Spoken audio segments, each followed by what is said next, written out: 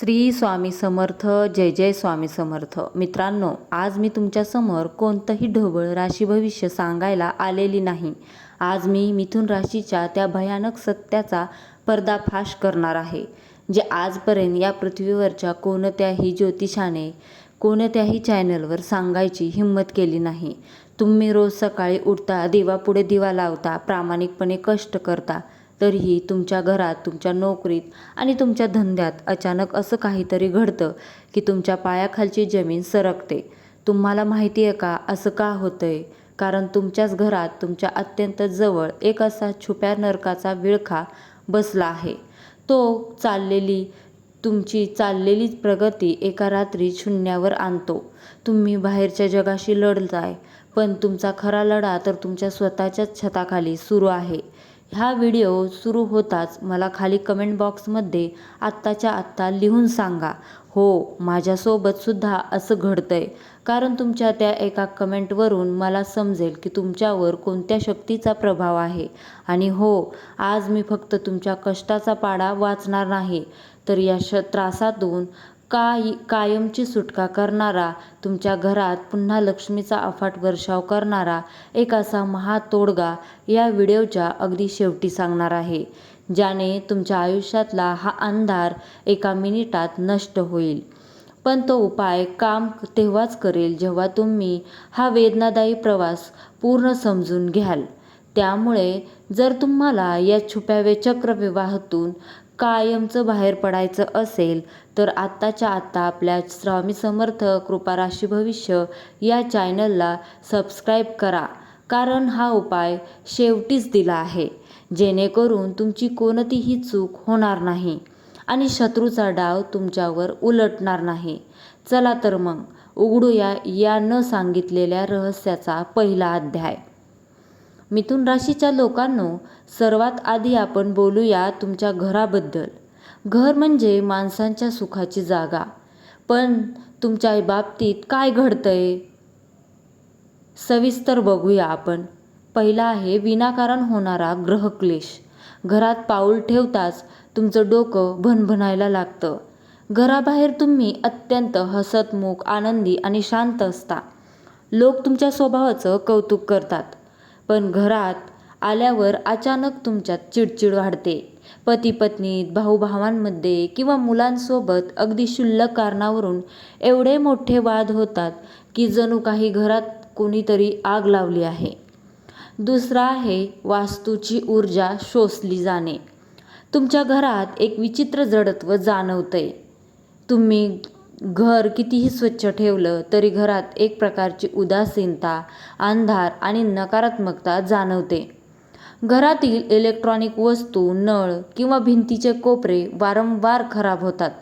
हा वास्तू दोष नाही, तर हा तुमच्या घरात वावरणाऱ्या त्या विशिष्ट व्यक्तीच्या जळफाटाचा परिणाम आहे.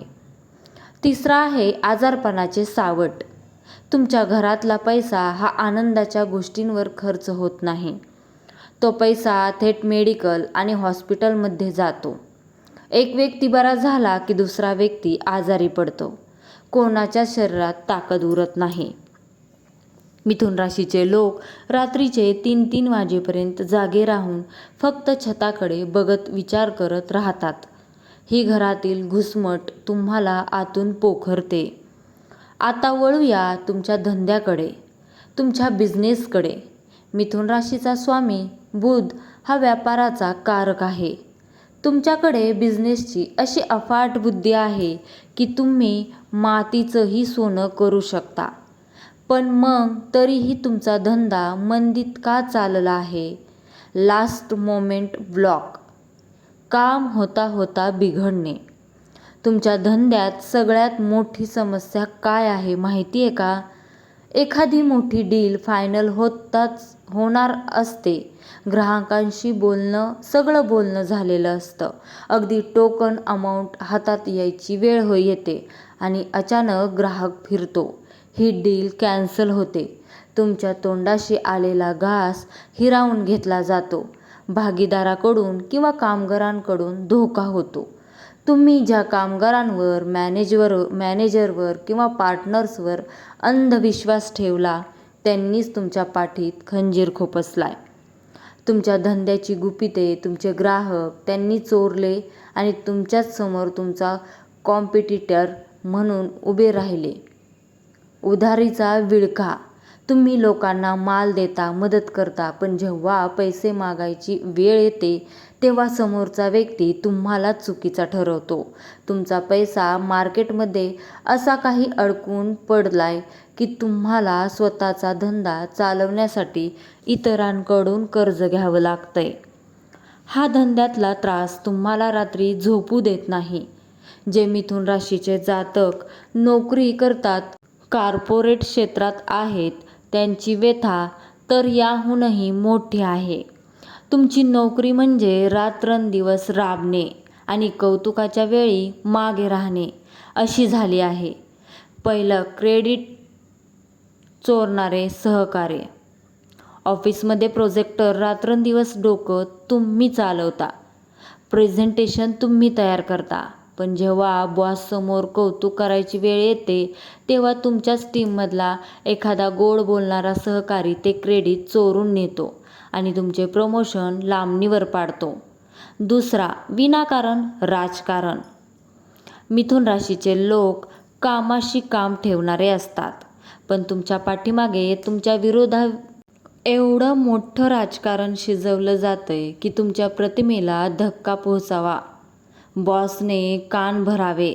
लोक तुमच्याच आजूबाजूला बसलेले असतात, जे तुमच्या छोट्याशा चुकीचा मोठा बाऊ करतात आणि कष्टाच्या प्रमाणात मोबदला न मिळणे.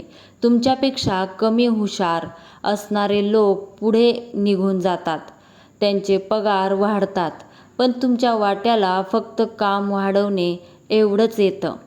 यामुळे नोकरी बदलावी की तीच ठेवावी या संभ्रमात तुम्ही स्वतःची मानसिक शांतता गमावून बसला आहात. मित्रांनो, आता मी तुम्हाला जे सांगणार आहे ते कान देऊन ऐका. तुमच्यासोबत हे जे काही घडतंय याला तुमचे ग्रहमान जेवढे कारणीभूत आहेत त्याहून जास्त तुमची स्वतःची एक सवय कारणीभूत आहे. मिथुन राशीच्या कुंडलीत 6वा भाव म्हणजे शत्रुस्थान आणि अष्टम भाव म्हणजेच गुप्तस्थान यामध्ये जेव्हा राहू, केतू किंवा मंगळाची वक्री दृष्टी पडते तेव्हा जातकांच्या आयुष्यात गुप्त शत्रू सक्रिय होतात. पण हे शत्रू तुमच्या आयुष्यात प्रवेश कसे करतात? तुमची सर्वात मोठी चूक म्हणजे तुमची जीभ आणि अतिविश्वास. तुम्ही जे एवढे भोळे आहात की कोणी तुमच्याशी 2 शब्द गोड बोललं की तुम्ही तुमच्या घरातील गुपिते, तुमच्या धंद्यातील नफा तोटा, नोकरीतले प्लॅन्स त्यांच्यासमोर उघडे करून ठेवता. तुमच्या घरात बसणारा तो व्यक्ती तुमच्या या माहितीचा वापर करून तुमच्याच विरुद्ध नजरेचा बाण म्हणून करतो.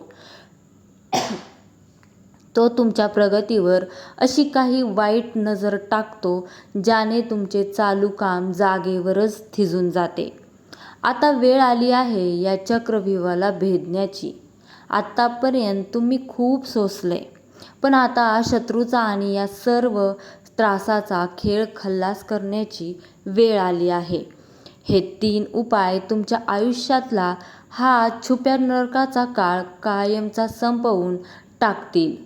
उपाय पहिला, घरातील त्रासासाठी कापूर, लवंग आणि काळे तीळ वास्तुशुद्धी करण्यासाठी दररोज शनिवारी किंवा बुधवारी संध्याकाळी 7 नंतर एका मातीच्या पात्रात 2 भीमसेनी कापूर जाळा.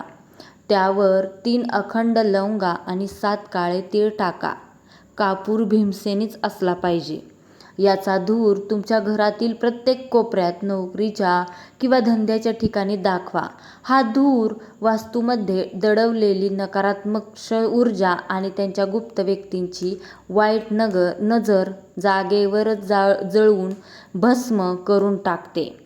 उपाय नंबर 2, धंद्यातील मंदी आणि उधारीसाठी उडीद दाण्याचा तोडगा. शनिवारी रात्री तुमच्या धंद्याच्या ठिकाणी किंवा घराच्या मुख्य दरवाजाच्या चौकटीवर थोडे काळे उडीद टाका आणि त्यावर ओम प्राम प्रीम प्रौम स्वा शनेश्वराय नमः या मंत्राचा 21 वेळा जप करा. दुसऱ्या दिवशी सकाळी ते उडीद गोळा करून कोणत्याही निर्जन ठिकाणी किंवा झाडाखाली टाकून द्या. तुमच्या धंद्याला लागलेली नजर आणि अडकलेला पैसा परत येण्यास सुरुवात होईल. उपाय नंबर 3. नोकरीतील त्रासासाठी मौन आणि गुळपाणी. बुधवारी सकाळी तांब्यात पाणी घेऊन त्यात थोडा गूळ आणि अक्षदा अखंड तांदूळ टाका. हे पाणी सूर्यदेवाला अर्पण करा. करताना मनात प्रार्थना करा की माझ्या मार्गातील सर्व शत्रू दूर होऊ दे. आणि सर्वात महत्त्वाचे, ऑफिसमध्ये किंवा घरात तुमच्या पुढील प्लॅन्सबद्दल पूर्णपणे मौन बाळगा. काम पूर्ण झाल्याशिवाय कोणालाही सांगू नका. हेच तुमचे सर्वात मोठे कवच असेल. तर मिथुन राशीच्या लोकांनो, तुमच्या आयुष्यातला हा जो कठीण काळ होता तो तुम्हाला कमजोर करण्यासाठी नव्हता, तर तुम्हाला अधिक शक्तिशाली बनवण्यासाठी होता. आता तुमचे चांगले दिवस येण्यास सुरुवात झाली आहे. या उपायांचा अवलंब करा आणि स्वतःच्या नशिबाचे राजे बना. मला खाली कमेंट बॉक्समध्ये नक्की लिहून सांगा की वरील कष्टापैकी कोणता त्रास तुम्ही सध्या सर्वात जास्त सहन करत आहात. नोकरी, धंद्यात किंवा घरात मी प्रत्येक कमेंट वाचणार आहे आणि गरज पडल्यास तुम्हाला वैयक्तिक उपायसुद्धा सुचवणार आहे. जर तुम्हाला हा आजपर्यंत कोणीही न सांगितलेला खुलासा आवडला असेल तर व्हिडिओला आत्ताच लाईक करा आणि तुमच्या मित्रमैत्रिणींसोबत शेअर करा. आणि स्वामी समर्थ कृपा राशी भविष्य या चॅनलला सबस्क्राईब करायला अजिबात विसरू नका. भेटूया पुढच्या एका अशाच रहस्यमयी व्हिडिओमध्ये. तोपर्यंत सुरक्षित राहा, आनंदी राहा. श्री स्वामी समर्थ. जय जय स्वामी समर्थ. धन्यवाद.